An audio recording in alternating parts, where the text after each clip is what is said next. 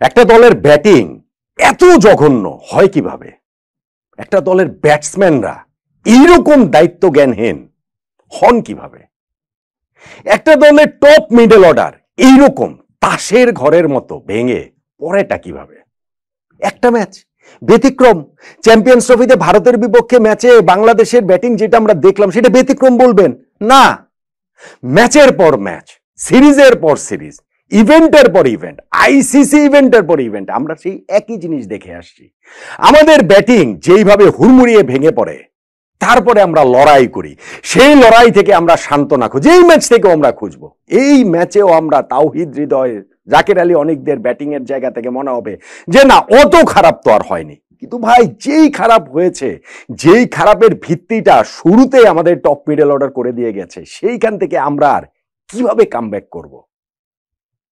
সবচেয়ে sad part যেটা, সেটা হচ্ছে এরাই আমাদের দেশের সেরা ব্যাটসম্যান।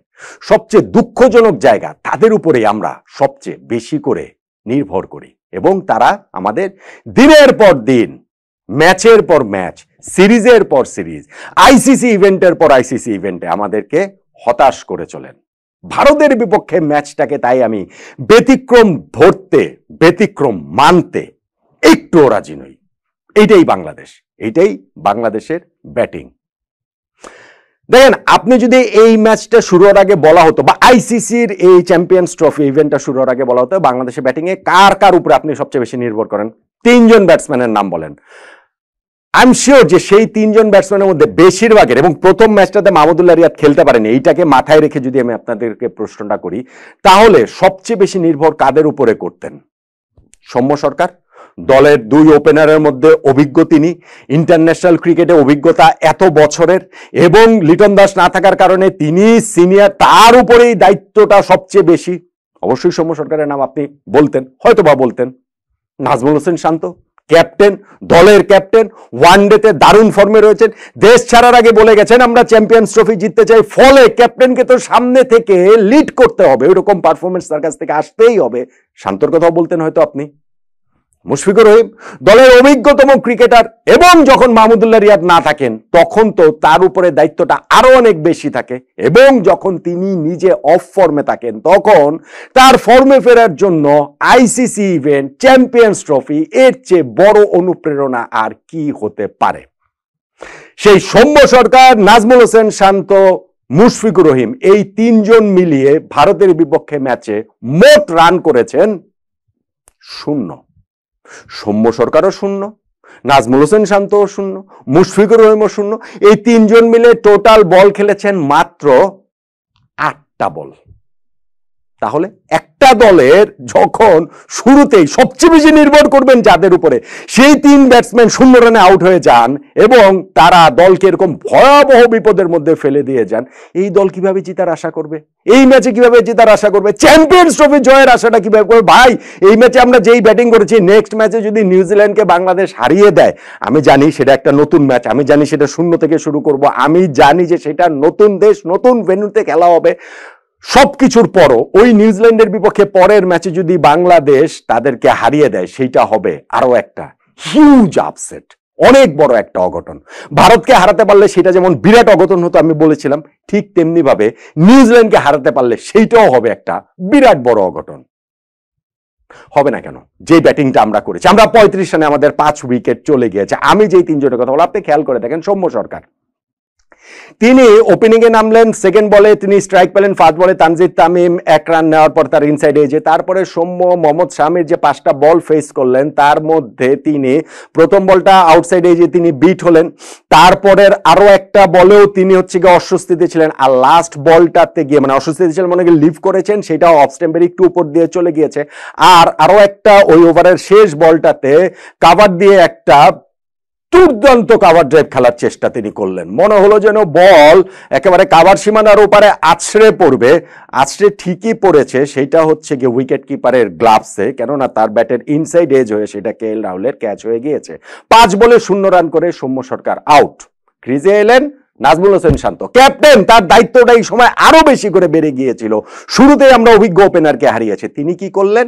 হার্ষিত রানার মুখোমুখি হওয়া সেকেন্ড বলটাতে এইবার তিনি কাভারের উপরে দিয়ে ছক্কাই মারতে চাইলেন, কিন্তু শর্ট কাভারে দাঁড়িয়ে থাকা ফিল্ডারের হাতে লোপ্পা ক্যাচ তুলে দিয়ে, সহজতম ক্যাচ তুলে দিয়ে, ক্যাচ প্র্যাকটিস করিয়ে দিয়ে, দায়িত্বহীনতার একটা চূড়ান্ত নিদর্শন রেখে 0 রানেই তিনি আউট হয়ে গেলেন।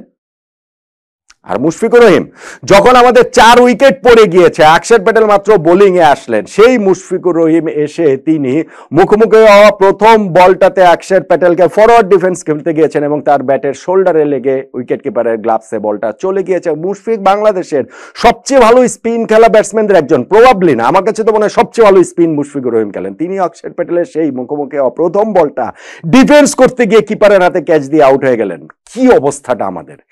আরো 2টা উইকেট এর ফাঁকে গিয়েছে, যেমন ধরেন হচ্ছে আমাদের মেহেদী হাসান মিরাজ, যিনি 4 নাম্বার পজিশনটা নিজের করে নিয়েছেন। তিনি হার্ষিত রানার একটা বলকে অফ স্ট্যাম্পের বাইরে তিনি হচ্ছে গিয়ে সজোরে মারতে গিয়েছিলেন, ব্যাটের আউটসাইডে এজ নিয়ে ওইখানে স্লিপে ক্যাচ দিয়ে আউট হয়ে গিয়েছেন। 5 রান করে তানজিদ হাসান তামিম 25 রান করে আউট হয়েছেন। ভাই 25 বলে 25 আপনি করেছেন, আপনি 4টা 4 মেরেছেন। আইসিসির 2টা ইভেন্ট আপনি খেলেছেন, যেই 2টা ইভেন্টে আপনার সঙ্গী ব্যর্থতা মানে কেবলই ব্যর্থতা। সেইটা 2023 ওয়ানডে ওয়ার্ল্ড কাপ বলুন, সেইটা 2024 টি20 ওয়ার্ল্ড কাপ বলুন। এইখানে আরেকটা আইসিসি ইভেন্টের শুরুতে আপনি যখন স্টার্ট পেয়ে গিয়েছেন, তারপরে অক্ষর প্যাটেল বোলিং এ আসলেন, স্পিন প্রথমবারের মতো মানে ওইখানটাতে বোলিং আক্রমণে আসলো, সেইখানটাতেও আপনি কিপারের হাতে ক্যাচ দিয়ে ওইভাবে আউট হয়ে যাবেন।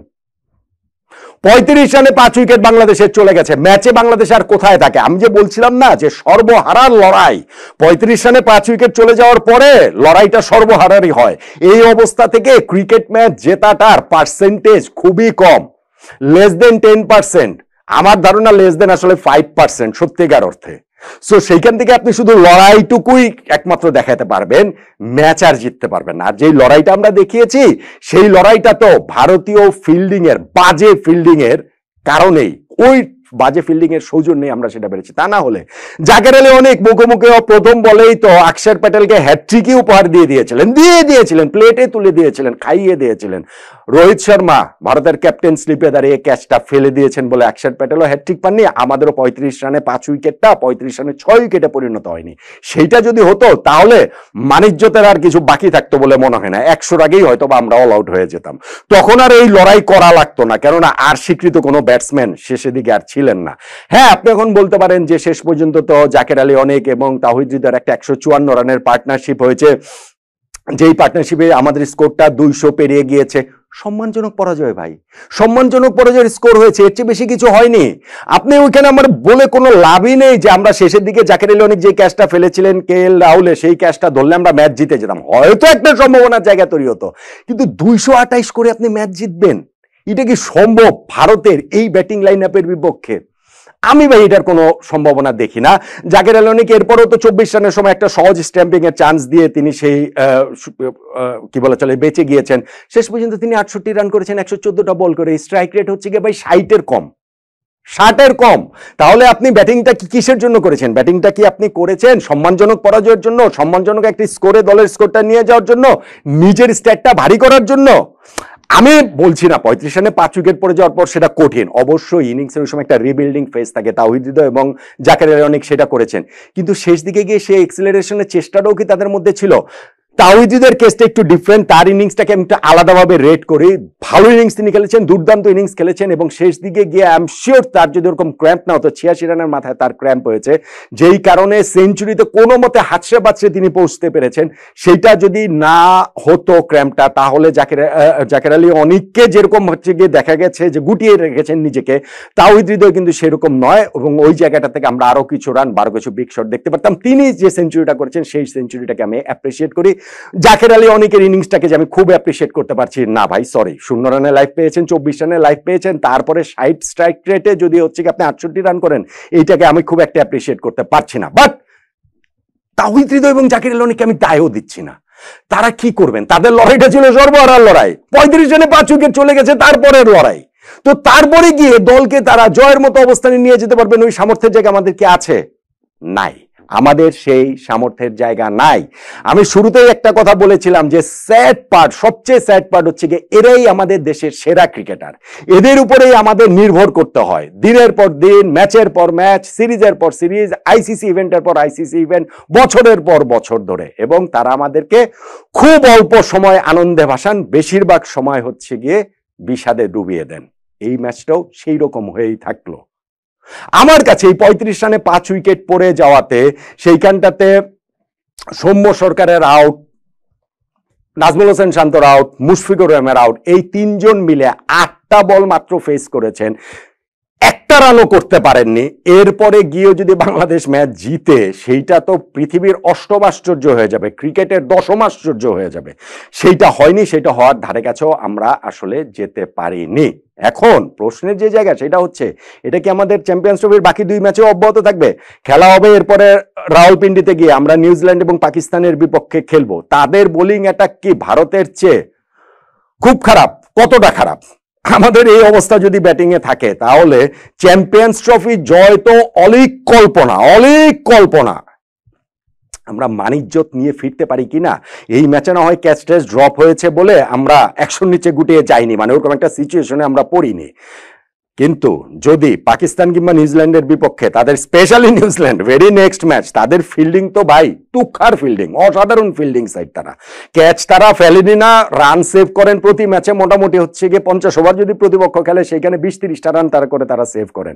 বাংলাদেশের সেখানে চূড়ান্ত রকমের বেইজ্জতি যদি কিছু হওয়ার বাকি থাকে সেইটাও হয়ে যেতে পারে। এই যে সম্মানজনক পরাজয় নিয়ে আমাদের যে অনেকের কলার উঁচু করা গর্ব, সেই গর্বটাও আর থাকবে না। কিন্তু তারপরেও গিয়ে আমাদের এই টুর্নামেন্ট শেষে গিয়েও এদের উপরেই নির্ভর করতে হবে, কেননা বাংলাদেশ ক্রিকেটটা ভেঙে চুরে একেবারে শেষ হয়ে যাওয়ার দশা। এই ক্রিকেটারদের উপরে আমাদের আসলে নির্ভর করতে হবে। শুধু আমরা ওই আশাটুকুই করতে পারি, এই ধ্বংসস্তূপ থেকে নিউজিল্যান্ডের বিপক্ষে পরের ম্যাচে বাংলাদেশ ঘুরে দাঁড়াবে, এবং সেই ঘুরে দাঁড়ানোর জন্য অবশ্যই অবশ্যই আমাদের এই টপ মিডল অর্ডারের সবচেয়ে বড় দায়িত্বটা নিতে হবে, এবং অবশ্যই অবশ্যই এই সৌম্য সরকার, নাজমুল হোসেন শান্ত, মুশফিকুর রহিমদের সবচেয়ে বড় দায়িত্বটা নিতে হবে। আশা কি করতে পারেন আপনি যে তারা পরের ম্যাচে বাংলাদেশের পতাকাটার জন্য অন্ততপক্ষে সেই লড়াইটা করবেন, এবং তারা নিউজিল্যান্ডের বিপক্ষে একটা স্কোর এনে দিতে পারবেন, যেইটা নিয়ে অন্ততপক্ষে আমাদের বোলাররা লড়াই করতে পারে? ওই আশা এই ম্যাচে ব্যাটিং দেখার পর আপনার কি থাকছে বলুন তো দেখি।